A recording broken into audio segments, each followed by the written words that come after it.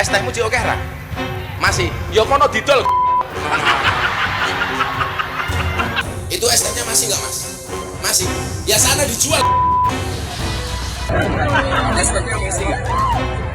Jadi jual. Ditakonin, niku ST tasik apa mboten? Tasik mboten ST. Tasik dua kono gitu.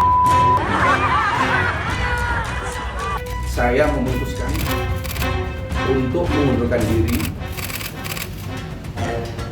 dari tugas saya sebagai utusan Presiden bidang kerukunan beragama dan pembinaan sarana keagamaan. Saya sudah maafkan, jadi kalau saya sama pemerintah sudah tidak punya masalah apa-apa.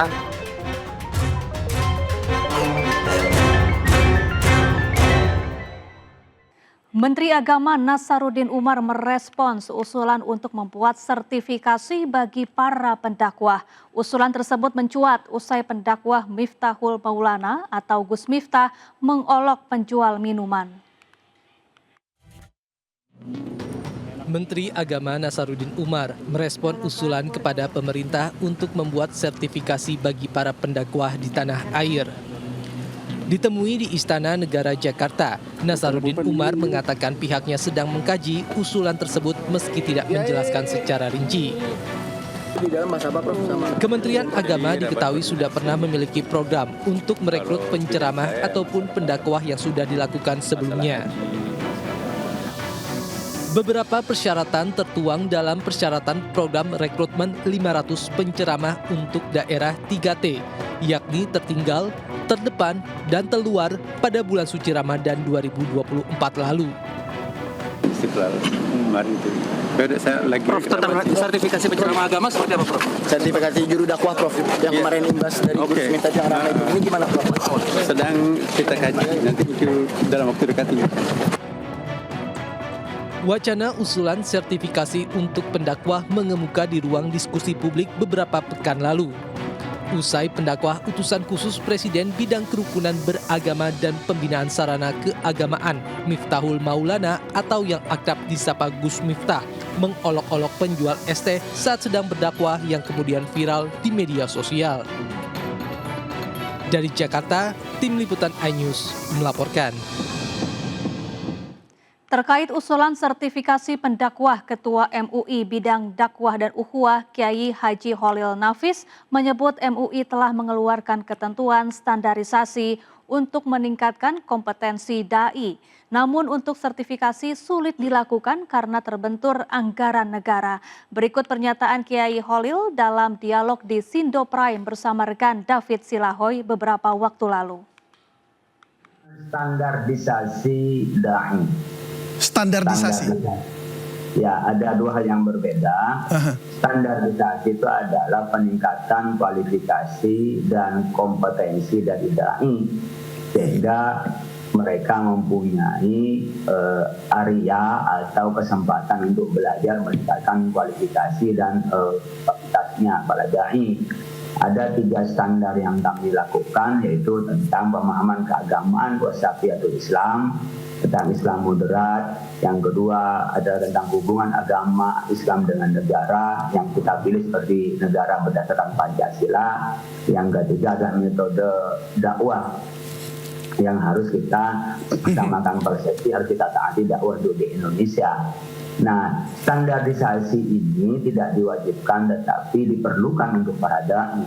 Berbeda dengan sertifikasi. Biasanya kalau standarisasi tidak ada konsekuensi apapun kecuali dikembalikan kepada masyarakat dan memaksimalkan kemampuan dai. Sementara sertifikasi lebih pada kualifikasi kompetensi yang bisa mendapat izin untuk berceramah dan tidak boleh atau dicegah untuk berceramah. Dan biasanya sertifikasi itu berkorelasi dengan bayaran yang difasilitasi oleh negara. Seperti halnya negara tetangga kita di Malaysia, di Brunei, itu ada sertifikasinya sehingga tidak boleh ceramah kalau tidak disertifikasi. Tapi MUI pernah dan sedang pernah juga ya, sertifikasi juga sudah mengeluarkan ya MUI. Kita sudah pernah standarisasi, sudah angkatan ke-35. Standarisasi, iya. Angkatan sekitar 100. Berbeda dengan standarisasi dan sertifikasi. Standarisasi tidak punya konsekuensi mengikat, sementara sertifikasi punya konsekuensi mengikat. Bedanya di sini kemampuan negara kalau mau sertifikasi, apakah negara mau membiayai para dai itu untuk kebutuhan masyarakat, mulai dari khutbah Jumat sampai persoalan perkawinan atau persoalan berkenaan dengan kematian maupun berkenaan dengan umumnya anak berkenaan dengan akikah dan seterusnya. Oleh karena itu memang ketika digagas ide sertifikasi agak sulit dilakukan karena pemerintah tak punya anggaran untuk membayar pelajari, sementara kebutuhan masyarakat berdakwah atau ceramah dalam arti yang lebih sempit menjadi kebutuhan di masyarakat. Orang dari acara yang gembira sampai acara yang sedih itu butuh penceramah. Sementara kalau dibatasi dengan sertifikasi yang harus dibayar oleh pemerintah itu tak mungkin bisa dilakukan. Oleh karena itu jalan keluarnya kami lakukan dengan cara standarisasi. Itu peningkatan kualifikasi untuk dai agar dia mengerti cara dakwah yang baik, sopan santun dan juga inspiratif. Itu yang harus dipahami perbedaan sertifikasi dengan standarisasi. Kalau sertifikasi itu pakai BNSP, Badan Standar Profesi, yang dilakukan oleh LSP, Lembaga Sertifikasi Profesi, dan itu punya konsekuensi dengan boleh ceramah dan tidak ceramah. Pemerintah memberikan regulasi, nggak mungkin dilakukan oleh pemerintah. Begitu juga ormas, kalau bicara dalam kategori sertifikasi, maksudnya BNSP, LSP, dia harus ada badannya yang juga ada kurikulum KKNI-nya. Jadi kalau yang dimaksud adalah pembinaan, peningkatan kualifikasi, boleh dilakukan oleh siapa saja. Jadi perdebatan dulu zaman Pak Lukman, Hakim Saifuddin jadi Menteri Agama, itu pernah dikaji. Kalau dilakukan oleh ormas, kewenangan ormas apa kewenangannya? Untuk melakukan sertifikasi, dan itu bisa konsekuensi pada pembayaran. Kayak sertifikasi guru, sertifikasi dosen. Makanya kami tidak menggunakan istilah sertifikasi, tapi menggunakan standarisasi.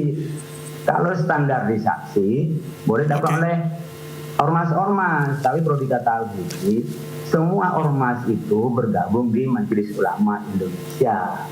Oleh karena itu kita bisa bikin berjenjang penyamaan persepsi secara nasional sehingga tidak sektoral hanya satu lembaga tertentu, umpamanya seperti hanya yang dari yang kecil sampai ormas yang besar, sehingga ada satu persepsi tentang nasional itu yang dilakukan oleh kita tanpa menutup masing-masing itu punya lembaga dakwah. Itu ada lembaga dakwah, begitu juga ada lembaga dakwah, itu pasti jalan. Tapi yang berlaku nasional itu perlu dilakukan secara bersama. Kalau arahnya sertifikasi, itu konsekuensinya kepada profesionalisme, dan di antara profesionalisme adalah konsekuensi dengan boleh dan tidak bolehnya berceramah, kemudian berkenaan dengan seleri honornya berceramah itu. Nah, melihat budaya kita yang ceramah yang besar, pemerintah tak punya anggaran yang cukup, maka dulu disepakati antara Konstitusi Kiai Ma'ruf Amin sebagai Ketua Umum dan Pak Lukman Hakim Saifuddin sebagai Menteri Agama, dilakukan oleh MUI standarisasi. Pemerintah menyiapkan sertifikasinya. Kemudian kalau nanti diarahkan pada sertifikasi, pasti kepada lembaga sertifikasi profesi LSP. Itu bedanya peningkatan kualifikasi dengan sertifikasi. Itu kita sifatnya kan bukan mandatory, voluntary. Jadi kita MUI itu yang sifatnya gabungan antar ormas-ormas. Di NU ada juga berkenaan dengan peningkatan kualifikasi. Di NU ada, di lembaga dakwah, di Muhammadiyah sudah ada, semua ada. Jadi kami tidak berarti menutup pada yang lain karena tidak ada mandat negara. Ini adalah sukarela untuk peningkatan.